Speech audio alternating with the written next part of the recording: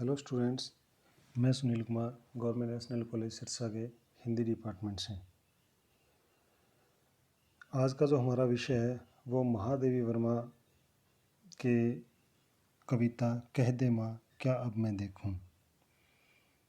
इस कविता के बारे में हम आज इसकी सप्रसंग जो व्याख्या है वो पढ़ेंगे। तो सबसे पहले मैं आपको ये बता दूं कि ये जो कविता है ये महादेवी वर्मा के रश्मि नामक काव्य संग्रह में से ये कविता ली गई है। इस कविता के अंदर महादेवी वर्मा ने दो प्रकार का चित्रण किया है, यानी कि ये समझिए कि द्विंदात्मक चित्रण किया है। द्विंदात्मक का मतलब कि दो तरह का चित्रण। जैसे एक तरफ तो महादेवी वर्मा कह दे माँ यानी कि भारत माता को संबोधित करते हुए कह रही है कि एक तरफ तो मैं प्रकृति को देखूं जो अपने आप में निराली है, जो अपने चिर यौवन पर है, जिसका अस्तित्व हमेशा बना रहा है और बना रहेगा आगे। और दूसरी तरफ ये कह रही है महादेवी वर्मा कि मैं दूसरी तरफ उस इंसान को देखूं जो अपने आप में पीड़ित है, दीनहीन है, जो वेदना से व्यथित है। तो वो कह रही है कि मैं किसकी तरफ देखूं? उस दीनहीन व्यक्ति के प्रति अपनी सहानुभूति और संवेदना व्यक्त करूं, उसकी पीड़ा को समझूं, उसकी व्यथा को देखूं, या फिर मैं प्रकृति को देखूं। यानी कि ये जो द्वंद्वात्मक चित्रण है यही इस कविता कहते माँ क्या अब मैं देखूं इस कविता का मुख्य उद्देश्य है। यहाँ महादेवी वर्मा कह दे माँ क्या अब मैं देखूं यानी कि भारत माता को संबोधित कर रही है। एक तरफ प्रकृति के बारे में कह रही है और दूसरी तरफ वो भारत का जो दीनहीन व्यक्ति है, जो पीड़ित व्यक्ति है, जो अपने आप में द्वंद्वात्मक चित्रण से घिरा हुआ है, उसके प्रति वो अपनी सहानुभूति और संवेदना प्रकट कर रही है। तो मैं ज़्यादा समय ना लेता हुआ हम इसकी सप्रसंग व्याख्या की तरफ चलते हैं। तो मैंने आपको इसकी जो प्रसंग है वो बता ही दिया था कि प्रस्तुत कविता या प्रस्तुत पद्यांश या प्रस्तुत पंक्तियां हमारी हिंदी के पाठ्य पुस्तक समकालीन आधुनिक हिंदी कविता से संकलित कह दे माँ क्या अब मैं देखूं में से लिया गया है। और इसके रचयिता या इसकी कवियत्री आधुनिक काल की मीरा कही जाने वाली महादेवी वर्मा जी है। तो अब हम इसकी जो सप्रसंग व्याख्या है तो उसको हम पढ़ते हैं विस्तार से। देखूं खिलती कलियां या प्यासे सूखे अधरों को, तेरी चिर यौवन सुषमा या जर्जर जीवन देखूं। यहाँ महादेवी वर्मा सबसे पहले भारत माता को संबोधित करती हुई कह रही है कि हे भारत माता, देखूं खिलती कलियां या कि इस संसार के अंदर, इस देश के अंदर मैं देखूं खिलती कलियां या प्रकृति की जो खिलती हुई कलियां हैं, पेड़ पौधे हैं, या मैं उनको देखूं या प्यासे सूखे अधरों को, या फिर इस देश के अंदर, इस संसार के अंदर जो व्यक्ति प्यासा है और भूख प्यास से जो पीड़ित है उसके जो सूखे होठ है, या फिर मैं उसको देखूं।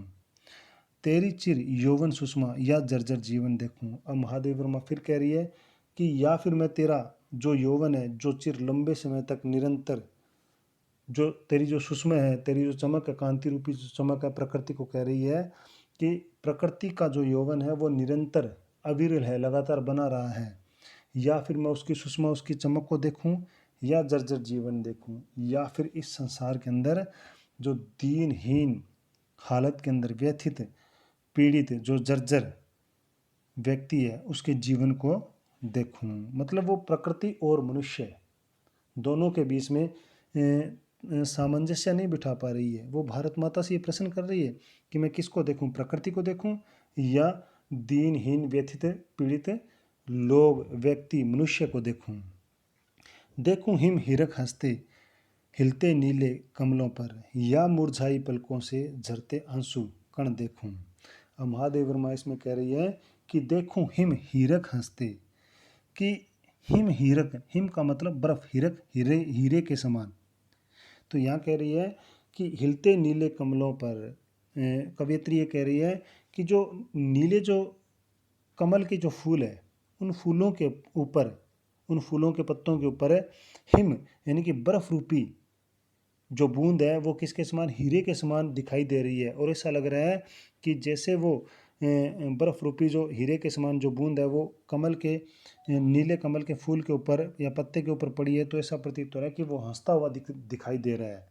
कहने का मतलब ये आशावादी प्रतीक है यहाँ महादेव वर्मा का, कि प्रकृति इतनी निश्चल है, इतनी अविरल है, जो अपने यौवन पर है, जो कभी भी जिसका अस्तित्व कभी नष्ट नहीं हो सकता, क्योंकि वनस्पति नष्ट होती है उसके बाद तुरंत दोबारा अपने आप ही सहज ही वो उत्पन्न भी हो जाती है। तो वो ये कह रही है कि उन नीले कमलों के फूलों के ऊपर ऐसा प्रतीत हो रहा है कि जो हीरे के समान बर्फ़ के जो टुकड़े हैं, जो बूंदे हैं, वो हंसते हुए दिखाई दे रही है। कहते हैं या तो मैं उनको देखूं या मुरझाई पलकों से झरते आंसू कण देखूं, या फिर वो जो दीनहीन व्यथित पीड़ित दुखी संतापित जो व्यक्ति है, जिनकी जो पलकें हैं, आंखों की जो पलकें हैं वो बिल्कुल मुरझाई हुई है पीड़ा से, उनकी आंखों से आंसू रूपी जो कण है वो निरंतर बहते हुए झरते हुए दिखाई दे रहे हैं, या फिर मैं उनको देखूं। सौरभ पी पी कर बहता देखूं ये मंद समीरण, दुख की घूंटे पीती या ठंडी सांसों को देखूं। अब देखो महादेव वर्मा ने इसमें क्या कहा है, सौरभ पी पी कर बहता, सौरभ सुगंध, पी पी कर पीना बहना, देखूं यह मंद समीरण है, कि इस प्रकृति के अंदर जो हवा है, क्योंकि वो भी नेचुरल प्राकृतिक है, वो जो हवा मंद मंद, समीरण का मतलब हवा मंद शीतल आराम से धीरे धीरे जो बहती हुई, और किस तरह से प्रकृति की जो सुगंध है, सौरभ है, उस सुगंध को पी पी कर ग्रहण कर कर कर धीरे धीरे मंद मंद गति से चलती हुई प्रतीत हो रही है।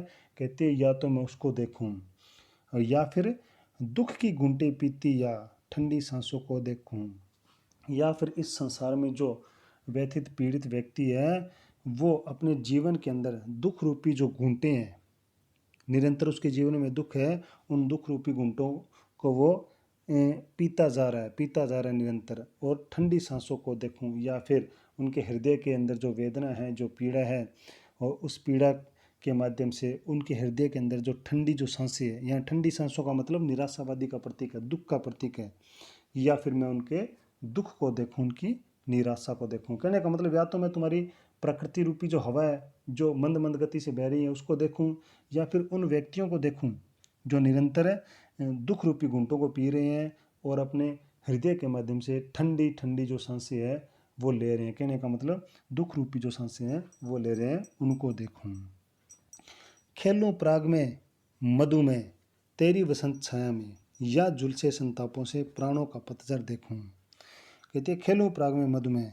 अब वो महादेव वर्मा इसके अंदर वो ये कह रही हैं कि जैसे ही जो बसंत ऋतु वो शुरू होती है, तो उस बसंत ऋतु की शुरुआत में उसकी अर्थात शुरुआत रूपी छाया के अंदर पराग में, यानी कि चारों ओर का जो वातावरण है ना, वो पराग मतलब सुगंध, मधु मधुरता के साथ शहद के समान चारों ओर वो सुगंध से फैल जाता है, भर जाता है। कहते हैं या तो मैं उनके अंदर जाकर उनके साथ खेलूं, उस बसंत रूपी ऋतु के साथ जो अपने आप में एक सुगंध शहद के समान मीठी सुगंध प्रदान कर रही है, या तो मैं उसके साथ खेलूं, या फिर मैं उन लोगों को देखूं जो अपने आप में झुलसे हुए हैं, किन चीज़ों से, दुख के कारण पीड़ित है, झुलसे हुए हैं उस दुख से। संताप का मतलब होता है दुख, कि वो अपने दुख में झुलसे हुए हैं, और प्राणों का पतझड़ देखूं, और ऐसा प्रतीत होता है कि उनके जो प्राण हैं, उनके हृदय के अंदर, उनके मन के अंदर जो प्राण बसे हैं वो किसके समान है, पत्ते के समान है, पतझड़ है।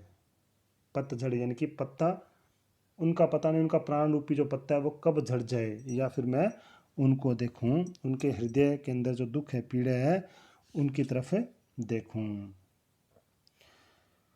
मकरंद पग्गी के सर पर जीती मधु परियां ढूंढूं, या उर पंजर में कण को तरसे जीवन सुख देखूं। मकरंद पग्गी के सर पर, कहती है कि मकरंद पग्गी के सर, मकरंद का मतलब होता है शहद, या जो पराग होता है जो फूल के ऊपरी भाग के ऊपर, यानी कि जो भंवरा उसको ग्रहण करता है शहद को।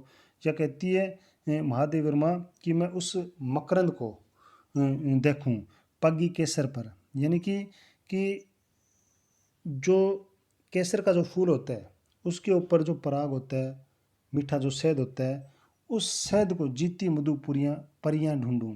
उस शहद को ढूंढने के लिए जो परियां ना, यानी कि परियां का मतलब तितलियां, वो उस मधु रूपी शहद को ढूंढने के लिए चारों ओर उसके आसपास घूमती रहती है। कहने का मतलब वो उसी के सारे जीवित रहती है। कहती है या तो मैं उनको ढूंढूं देखूं, या उर पंजर में कण को, या उर पंजर में, या फिर उर पंजर, उर मतलब हृदय, पंजर पिंजरा, कि उस हृदय रूपी पिंजरे के अंदर जिस व्यक्ति के प्राण रूपी जो कण है, और यहाँ प्राण किसको बोला गया? जीवन सुख, जीवन देने वाले उस तोते को, जो उस प्राण रूपी पिंजरे को पाने के लिए तरस रहा है, कि उसको देखूं। कहने का मतलब ये है कि महादेव वर्मा ये कह रही है कि एक तरफ मैं प्रकृति को देखूं जिसके अंदर जो तितलियां हैं वो क्या है, केसर के फूल के ऊपर उस पराग, उस शहद को प्राप्त करने के लिए उसके चारों ओर घूमती रहती है, यानी कि वो उसी के सारी जीतती है। या फिर मैं उस तरफ देखूं जो व्यक्ति अपने जीवन रूपी तोते को बचाने के लिए उसे हृदय रूपी पिंजरे के कण को निरंतर अपनी तरफ खींचता चला जाता है, अपनी ओर ग्रहण करता चला जाता है, लेकिन वो उसको प्राप्त नहीं कर पाता। उसके बाद में कलियों की घन जाली में छिपती देखूं लतिकाएं, या दुर्दिन के हाथों में लज्जा की करुणा देखूं। कहती है कलियों की घन जाली में, कलियां पेड़ पौधों की जो कलियां होती है, टहनियां होती है, घन बहुत ज़्यादा घनी, जाली यानी कि जाल साबित जाना। तो वो ये कह रही है कि कलियों की घन जाली में, कि मैं प्रकृति रूपी जो पेड़ पौधे हैं उन पेड़ पौधों के अंदर जो जाल घनी घनी जो टहनियाँ हैं वो क्या है, उन्होंने एक जाल सा बना लिया है। छिपती देखूं लटकाएं, और उस जाल के अंदर जो अन्य पेड़ों की जो लताएं हैं, बेलें हैं, ऐसा प्रतीत हो रहा है कि वो उनमें छिपने का काम कर रही है। या फिर कहती है मैं उनको देखूं, या दुर्दिन के हाथों में लज्जा की करुणा देखूं। या फिर दुर्दिन, दुर्दिन का दू प्लस दिन यानी कि बुरे दिन, या ऐसा प्रतीत होता है, महादेवी वर्मा कहती है कि या मैं उनको देखूं जो बुरे दिनों को अपने हाथों के माध्यम से जिन्होंने महसूस किया है, ग्रहण किया है, एहसास किया है, उन लोगों को देखूं जिनके आगे, उनकी करुणा के आगे वो जो लज्जा है वो भी शर्मा जाए। कहने का मतलब ये है कि मैं या उन लोगों को देखूं जो इस दीनहीन दशा के अंदर पड़े हुए हैं, और इस दीनहीन दशा के कारण जो स्वयं लज्जा है उसको भी उनके प्रति सहानुभूति प्रतीत होने लगे, यानी कि वो भी शर्मा जाए, उनको उसको भी करुणा आ जाए। बहलाऊं नव किसले के, झूले में अली शिशु तेरे, पाषाणों में मसले या फूलों से सब देखूं। कहते हैं बहलाऊं नव किसले के, कि नव नया किसले, किसले का मतलब होता है कि जो पेड़ पौधे होते हैं नए, किसले जो ऊपर जो कपोलें फटती है उनको कहा गया है कि या तो मैं वो जो नए जो पेड़ पौधे हैं उन नए पेड़ पौधों की जो कपोले हैं उनको बहलाऊं, प्रकृति को संबोधित करती हुई कह रही है महादेवी वर्मा। झूले में अली शिशु तेरे, अली शिशु, अली मतलब भंवरे, भंवरे के जो बच्चे हैं वो इस प्रकृति रूपी झूले के अंदर, यानी कि इस नए पेड़ पौधों को अपना झूला मानकर वो क्या है इसके अंदर मैं उनको बहलाऊं, उनको क्या है इस प्रकार से झूला झुलाऊं। तो या तो मैं उनको देखूं, या फिर क्या है पाषाणों में मसले या फूलों से सब देखूं। पाषाणों, या फिर मैं उन दुर्दीन बुरे दिनों के अंदर जिन्होंने अपना जीवन व्यतीत किया उन लोगों को देखूं जो पाषाण यानी कि पत्थर में मसले गए थे, फूलों से सब देखूं। उनके जो बच्चे थे वो फूलों के समान शिशुअवस्था में, बच्चे बिल्कुल ही छोटे नवजात जो शिशु होते हैं वो क्या पाषाणों में यानी कि पत्थरों के बीच में मसले गए। कहने का मतलब कि वो जो महादेवी वर्मा है वो उन लोगों के प्रति अपनी संवेदना प्रकट कर रही है, अपनी पीड़ा प्रकट कर रही है।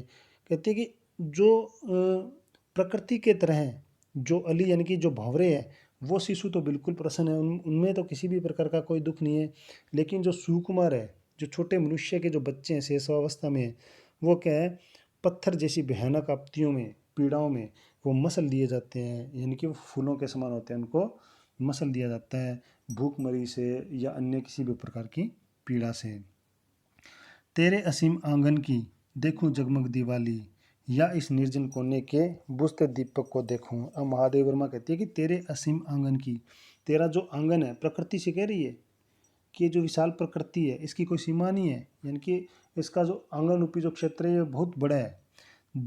देखूं जगमग दिवाली और इसके अंदर जगमग रूपी जो दिवाली है, या फिर मैं इसको देखूं। कि कहने का मतलब ये है कि प्रकृति की कोई सीमा नहीं है, कोई निश्चित क्षेत्र नहीं है, और इसके अंदर जो जीव जंतु वो दिवाली की तरह रहते हैं। इसकी जो वनस्पति है, इसकी जो प्रकृति है वो बड़ी ही यौवन पर है, वो अपने आप में विकसित है।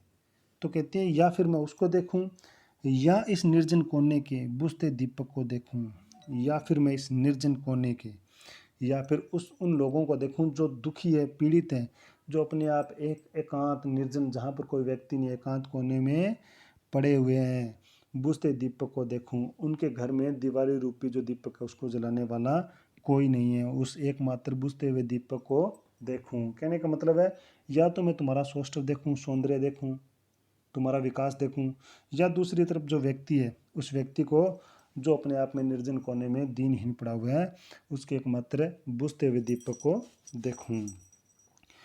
देखूं विहंगों का कलरव घुलता जल की कलकल में। अब महादेवी वर्मा कहती है कि देखूं विहंगों का कलरव। विहंग का मतलब होता है पक्षियों का। कि महादेवी वर्मा ये कह रही है कि मैं उन पक्षियों का जो कल्लव, जो उनकी जो ध्वनि है, या तो मैं उसको देखूं घुलता जल की कलकल में। और ऐसा प्रतीत होता है जब वो आवाज़ करते हैं, अपनी ध्वनि उत्पन्न करते हैं पक्षी, तो ऐसा लग रहा है कि वो जल की धारा है, उसमें कलकल की ध्वनि के माध्यम से वो घुलता हुआ प्रतीत हो रहा है। निस्पंद पड़ी वीणा से या बिखरे मानस देखूं। निस्पंद, या फिर एक तरफ तो तुम्हारी प्रकृति है, वो निरंतर ध्वनि स्वर उत्पन्न कर रही है, और दूसरी तरफ निस्पंद, जो बिल्कुल शांत सन्नाटे के साथ, जिस प्रकार से जो सन्नाटे के साथ जो शांत भाव से वीणा पड़ी होती है, उस प्रकार बिखरे हुए मनुष्य को देखूं। कहने का मतलब ये है कि तुम्हारा जो प्रकृति है, तुम्हारी जो प्रकृति है, वो प्रकृति तो विभिन्न प्रकार की आवाज़ें करती है। जैसे हवा चलती है तो सरसराट की आवाज़ उत्पन्न होती है, पत्तों से अलग प्रकार की आवाज़ आती है, झरने चलते हैं तो उनसे अलग प्रकार की आवाज़ आती है। लेकिन यह मनुष्य का जो जीवन है वो क्या है, बिल्कुल बिखरा हुआ है, और वे किसके समान है, एक शांत पड़ी हुई वीणा के समान, कि उसको बजाने वाला कोई नहीं है, उसको तान देने वाला कोई नहीं है। इस प्रकार से उस मनुष्य को देखूं। मृदु रजत रश्मियाँ देखूं उलझी निद्रा पंखों में, या निर्निमेष पलकों में चिंता का अभिनय देखूं।